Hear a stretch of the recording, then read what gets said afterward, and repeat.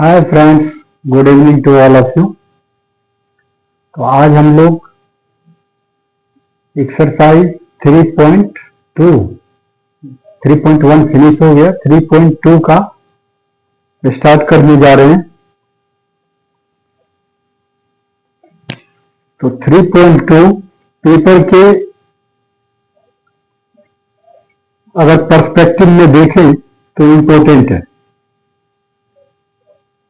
इसलिए ये जरूरी है कि आप लोग 3.2 पर कंसंट्रेट करें। ठीक है, स्टार्ट करें। चलिए, पहले एक बार रीड करते हैं और फिर रीड करने के बाद सब मिल करके अंडरस्टैंड करते हैं और फिर उसको करना शुरू करेंगे। चलिए, तो एक्सरसाइज 3.2 का फर्स्ट क्वेश्चन है, उसका हेडिंग है form the pair of linear equations in the following problems and find their solutions graphically. समझ गए हम? सबसे पहले तो हमको क्या करना है, लीनियर इक्वेशन फॉर्म करना है और उसके बाद ग्राफ के थ्रू उसको सॉल्व करना है। ठीक है, तो ग्राफ के थ्रू सॉल्व करना तो आप लोगों को आई थिंक आता ही है, क्योंकि 9th क्लास में भी आप लोगों ने किया है और हमने भी कुछ डिटेल में बताया है इसके बारे में कि मान लीजिए कि पेयर ऑफ इक्वेशन है, तो अगर दो इक्वेशन है तो उसके दो लाइन बनेंगे, दोनों लाइन एक दूसरे को जहां कट करेगा वहां पे उसका सॉल्यूशन आ जाएगा। तो सिंपली है क्या, दो इक्वेशन है तो दो टेबल बनेगा और दोनों टेबल को जब आप दिखाओगे ग्राफ पे, ठीक है, तो दो लाइन बनेगा और दोनों लाइन एक दूसरे को कहीं ना कहीं इंटरसेक्ट करेगा। तो जहां इंटरसेक्ट करेगा वहां कोऑर्डिनेट आ जाएगा और कोऑर्डिनेट आ जाएगा तो कोऑर्डिनेट का फर्स्ट टर्म जो होगा वो x होगा और सेकेंड टर्म जो होगा वो y होगा।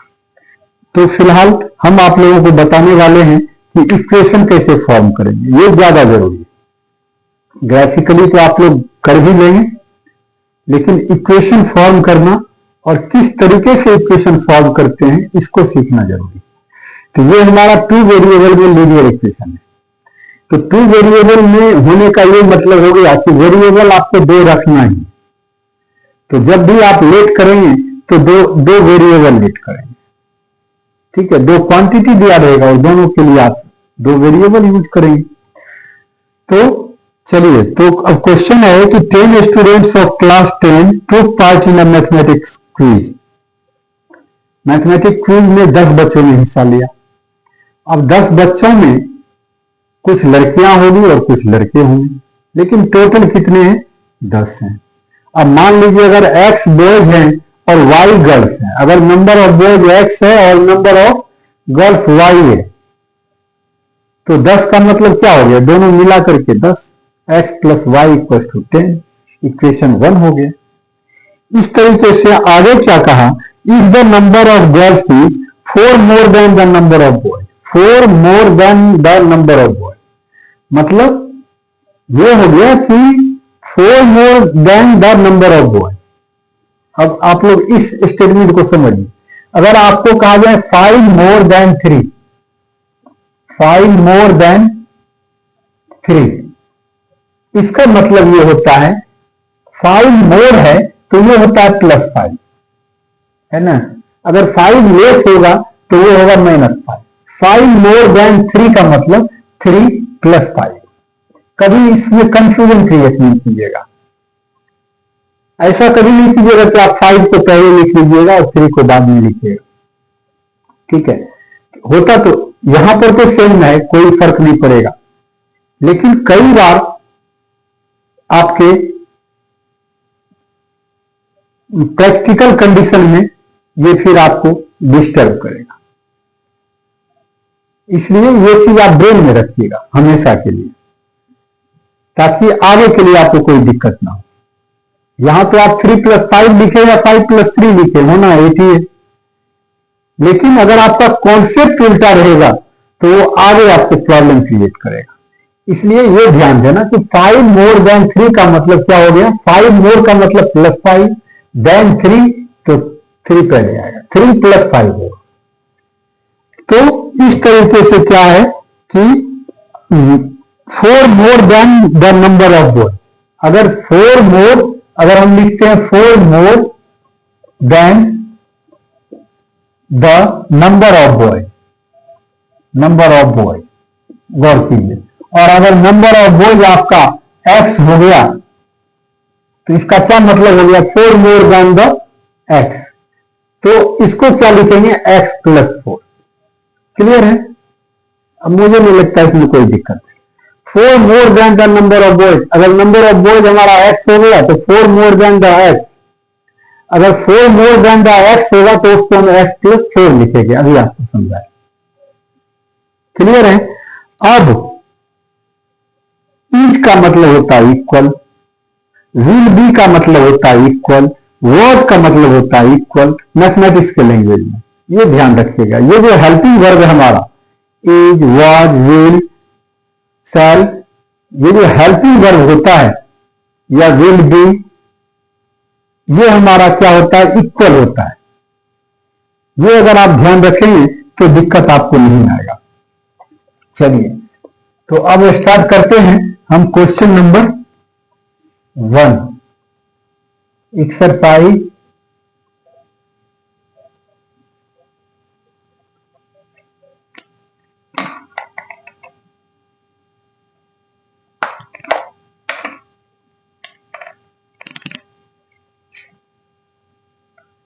एक्सरसाइज 3.2, क्वेश्चन नंबर 1 का फर्स्ट पार्ट। फर्स्ट पार्ट में क्या करना है, अब आप find the number of boys and girls लिखेंगे। Let the number of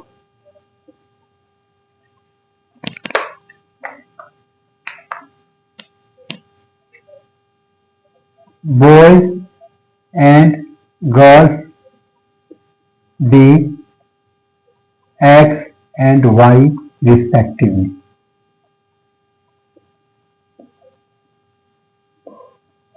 clear है? लेट कर लिया, नंबर ऑफ बॉयज को हमने x लेट कर लिया और नंबर ऑफ गर्ल्स को y लेट कर लिया। अब आपको क्या बताए थे, अकॉर्डिंग टू क्वेश्चन दोनों मिला करके कितना है, 10 है, तो x + y = 10, इक्वेशन 1। क्लियर है? अब अगर आप चाहें तो यही टेबल बना सकते हैं, अदरवाइज बाद में भी बना सकते हैं। एंड अब आपको क्या बताया कि the number of girls is, number of girls क्या है, y है, number of girls is means y equal, number of girls y है तो इज है नंबर ऑफ गर्ल्स के बाद, तो y = 2, क्या, तो 4 more than the number of boys. अभी बताया आपको हमने क्या, x + 4, y = x + 4। अब क्या करेंगे हम, x को इधर ले आइए, -x + y = 4, ये हो गया आपका इक्वेशन 2। अब इसका आप इजी वे में ग्राफ बना सकते हैं। इस इक्वेशन को लेकर के एक टेबल बना लीजिए और इस इक्वेशन को लेकर के एक टेबल बना लीजिए और दोनों टेबल को ग्राफ पे आप दिखा दीजिए।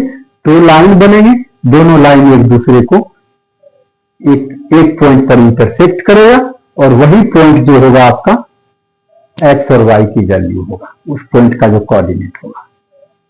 तो मेरे ख्याल में आप लोगों के समझ में अब आ गया होगा,